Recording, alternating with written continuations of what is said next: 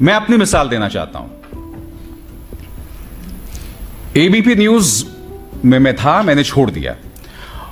और छोड़ने की वजह क्या थी कि एक दिन मैं एंकरिंग कर रहा था और सुल्तानपुर में एक रेस्टोरेंट मालिक पर गोली मार दी जाती है। 2 दिन पहले प्रधानमंत्री नरेंद्र मोदी लखनऊ में थे और उन्होंने कहा कि आप आइए उत्तर प्रदेश में निवेश कीजिए क्योंकि यहां लॉ एंड ऑर्डर सुधर चुका है। अब मैंने सिर्फ इतना कहा कि प्रधानमंत्री 2 दिन पहले आश्वासन दे रहे थे और आज क्या हो गया, इसके अलावा मैंने कुछ नहीं कहा। उसके चलते मुझे 15 दिन की छुट्टी पर भेज दिया गया। वापस आना मैंने सही नहीं समझा, मैं निकलना भी चाहता था क्योंकि मैं समझ रहा था कि मुख्य धारा की मीडिया अब पत्रकारिता करने के लायक नहीं रही। मगर मैंने छोड़ दिया दोस्तों। और उसके बाद क्या होता है, एक दिन अचानक मेरा ड्राइवर कहता है, सर ये जो पीछे आप गाड़ी देख रहे हैं ना, इसे मैं आज चौथी बार देख रहा हूं अपने पीछे। तो मैंने बोला क्यों? कहता है याद है आपको जब आप उस दिन मिली बाबूश के साथ खान मार्केट गए थे? मिली बाबूश मेरे बच्चे हैं। उस दिन भी एक गाड़ी हमारे पीछे थी। तो उसके बाद क्या हुआ, मैं अकेला था और मैंने थोड़ी स्लो की गाड़ी, उस साइड से जाने लगी और फिर मैं आगे निकल गया क्योंकि उसके शीशे काले थे, मैं नहीं जानता था अंदर कौन था क्या था। फिर अगले दिन क्या देखता हूं कि वो मेरे घर के पास खड़ी हुई है। मैं पुलिस के पास गया, मैंने शिकायत की, पता चला कि वो गाड़ी किसी कश्मीरी की थी जो श्रीनगर का रहने वाला था मगर नोएडा में काम कर रहा था।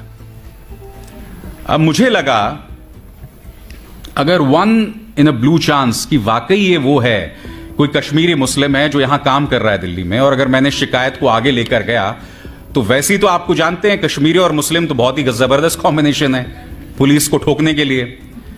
तो मैंने शिकायत वापस ले ली, मगर मैं समझ गया था कि इसकी गाड़ी का इस्तेमाल किया जा रहा था मुझे टेल करने के लिए।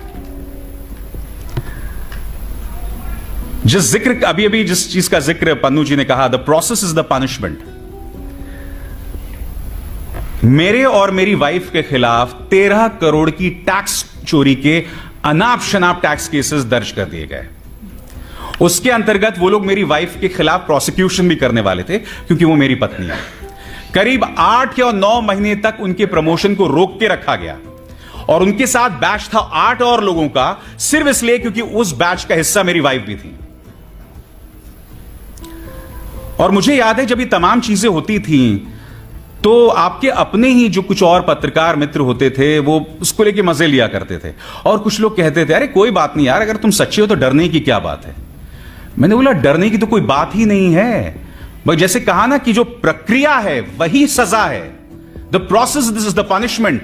2002 से लेकर 2017 तक जिस नर्क से प्रजापति परिवार गुजरा है वो प्रक्रिया ही पनिशमेंट है, वही प्रक्रिया सजा है। 2017 से पहले यह वो शख्स था जिसके सामने इस राज्य के गृह मंत्री जो है नतमस्तक होते थे। तो आप समझ सकते हैं उस परिवार को किस असुरक्षा से गुजरना पड़ा था। तो ये जो प्रक्रिया है ना, यही पनिशमेंट होता है।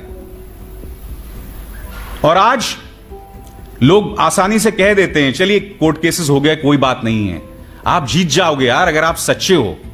मगर आप समझते नहीं हो वो जितने भी दिन चलता है, आप जिस टॉर्चर से गुजरते हैं आप तो अंदाजा लगा ही सकते हैं उसका। मगर लोग जिस टॉर्चर से गुजरते हैं आप समझ नहीं सकते हैं वो कितनी बढ़िया सुरक्षा है।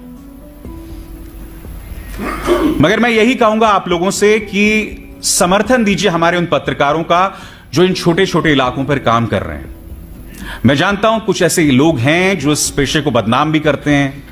कुछ लोगों पर आरोप लगाया जाता है कि भाई जो लोकल पॉलिटिशियंस के वो लोग फिक्सर बने रहते हैं, मगर नहीं।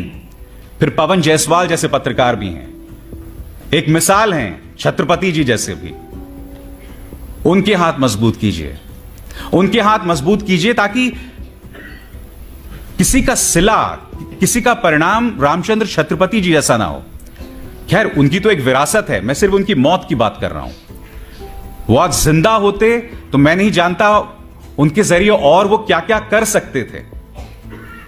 मगर हां, उनकी शहादत ने हम सबको एक मिसाल दी है। और दोस्तों, जाते जाते मेरा अपना वो फलसफा है, और ये फलसफा मैं अक्सर उन पत्रकारों को देता हूं जो इन मुश्किल हालात में अपना काम करते हैं। इन तेज हवाओं से घबराना नहीं है। तेज हवाओं से ना घबरा ए बाज, ये तो आती ही है तुझे ऊंचा उठाने के लिए।